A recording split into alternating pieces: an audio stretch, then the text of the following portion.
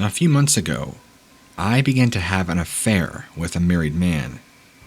I'm not proud of this, and I will keep our identities and even location anonymous.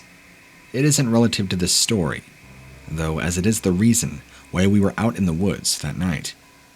It was our secret rendezvous spot, dark and creepy, that there was no good reason why anybody in their right mind would be wanting to be in freezing cold, unless it was for an illicit meeting. I don't know if what happened was some sort of penance for what we were doing, divine intervention of some kind. We were just in the middle of some fun when I heard a noise. I was always paranoid, which was ironic. He was the married man. But you see, to make matters worse, I knew his wife. So, despite being engaged, when I heard the crunching of leaves and snapping of twigs, I started to panic. We both brought cells with flashlights, just enough to see what we were doing. I quickly bent down and picked up mine and shone it in the direction of the noise. Something darted out of the beam of light.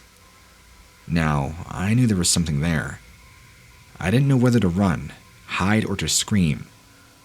Of course, being a man, he was trying to convince me it was just a raccoon or something.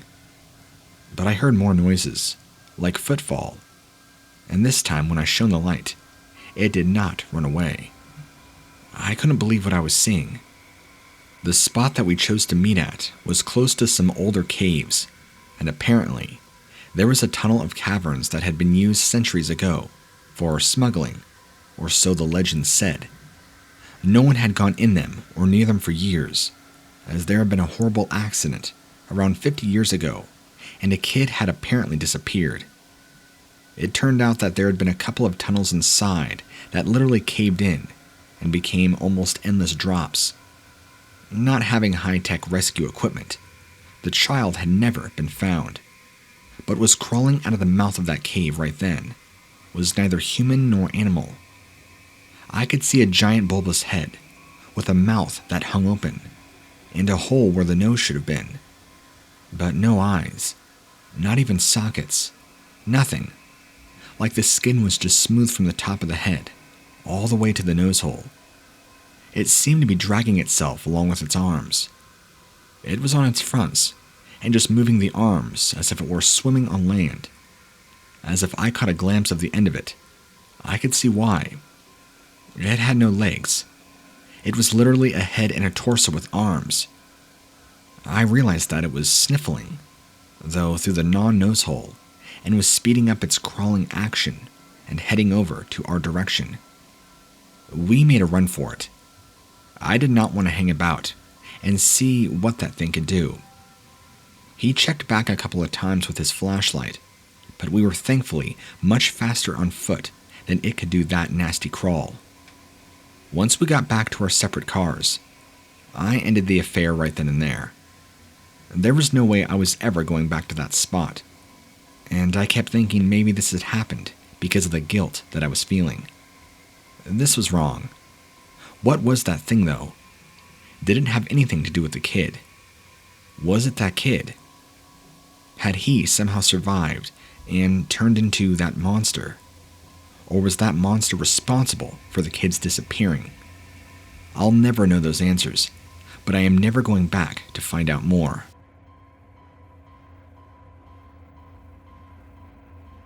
I have one of those pesky dogs that keeps running off in order to find a puddle to jump in. I'm sure you know about them. Or as it seems, a caves to run off into. We'd been going for walks in downtown woods for years, but had never really headed too far in because of how often there had been heavy machinery doing logging and such, at least right around where I live.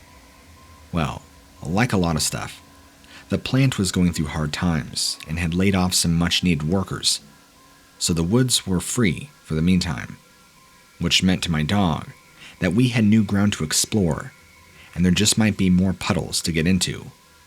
I couldn't stand it. Giving my dog a bath was a lot of work.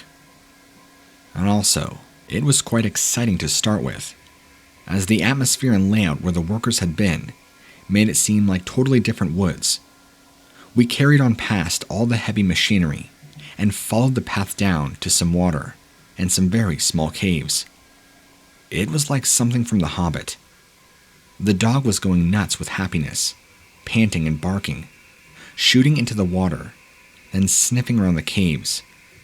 Most of them were inaccessible, covered with piles of logs, stones, and even a couple of boulders that wouldn't be moved by hand. But there was one which did have a small opening, and of course, who should decide to go in for an exploration but my dog? I was calling his name and yelling for him to come back out. And there was no way I could fit in there, and I didn't know if there might be a tunnel in there, or maybe an angry bear. You know those kind of crazy ideas that go through your mind. To add more to my panic, I can now hear him whimpering and whining in there, but he's not coming out. I'm calling to him, making all my come on and who's my good boy noises, and I see his tail, but he's not coming out. Then I get on my knees, looked into the cave, hoping I could reach in and somehow pull him out, since he's not all that big. I grabbed my cell phone just for some extra light so I could see what he was up to, and just through that tiny opening, I could see my dog was lying down on his butt, facing me, and two long, thin hands that looked like they had claws for fingers were stroking him. Not like you would with a dog, but stroking his flesh, as in burrowing its claws into him. I dropped the phone, screaming in shock and utter terror. Thankfully, rather than scare the dog even more, my ear-piercing scream seemed to wake him up, and he shot out of the cave and ran past me, back through the trees, towards the parking lot, and I gladly followed, running faster than I ever had since high school. He was still shaking when we got back to the car. He had this weird black gunk on his fur. I have no idea what was in that cave, but we're never going back to find out.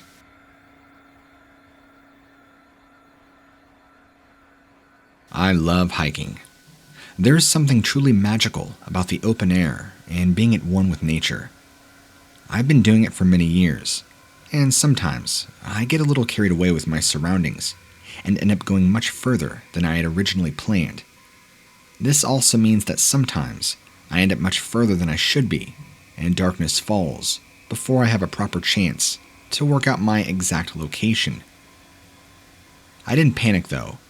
It wasn't the first time I had gotten lost, and I had emergency equipment, and was not in a place that was particularly dangerous or synonymous with predatory animals looking for a midnight snack. Still, of all the things I'd been prepared for in case of emergencies, unfortunately, snowfall had not been one of them. It was way too dark to even attempt to find my way back now. So, I decided the only sensible option was to try and find shelter and get out of this blizzard. I could try to make a small fire and had a foil blanket to try and conserve body heat. As I was shining the flashlight, trying to find a safe spot, I came across the mouth of a small-looking cavern. There wasn't a whole lot of space, so it looked as though it would be perfect to squeeze and hide in for the night, or at least until the snow stopped. I squeezed myself in, and found the inside of the cavern to be bigger than I had first thought by the small opening alone.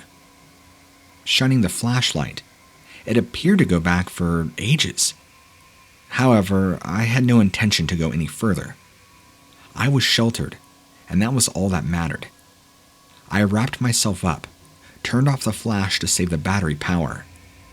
I willed myself to try and get some sleep, or at least conserve some energy, ready for the morning. The inside of the cave was echoey, and for a while, I thought my ears were just playing tricks on me. I could have sworn that I heard muffled breathing. Then I thought maybe eyes were also playing tricks on me, as there seemed to be two red orbs floating near the back of the cave. The back of the cave that had first seemed like it was miles away, but now felt smaller and smaller as I realized in my freezing and exhausted condition that these two floating red orbs were coming closer and looking more and more like eyes. I could feel my heartbeat rising, but I was still sure it couldn't be anything real. I must be imagining due to my state of near exhaustion. There couldn't quite possibly be anything in here. By anything, of course, at that point, I was thinking bear, because there's no way it could possibly squeeze in and out.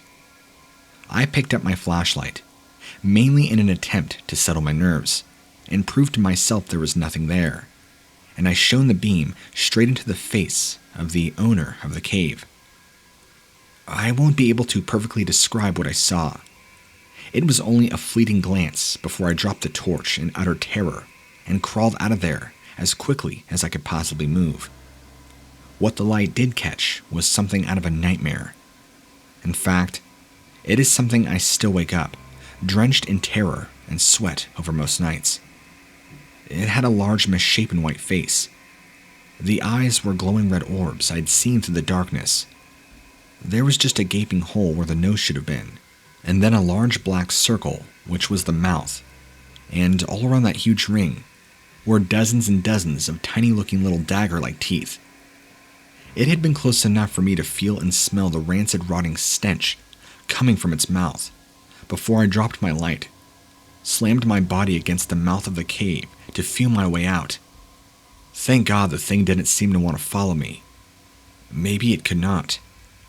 I didn't get a chance to see what its body was like, as the head alone was enough to make me feel wet in fear and risk hypothermia over being eaten alive.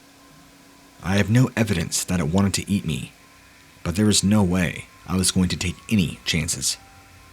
I did find my way back to the truck in the end. I honestly think that I only made it back alive from the fear and adrenaline that was pumping through my body. I ended up in the ER and stayed in hospital for almost a week, recovering from the intense chill and flu that I caught from being out there all night in the snow. After, the nurses told me they were worried because I was obviously hallucinating, as I kept crying out, screaming, telling them about a red-eyed caved demon. If only it had really just been a hallucination, then maybe I would feel more sane.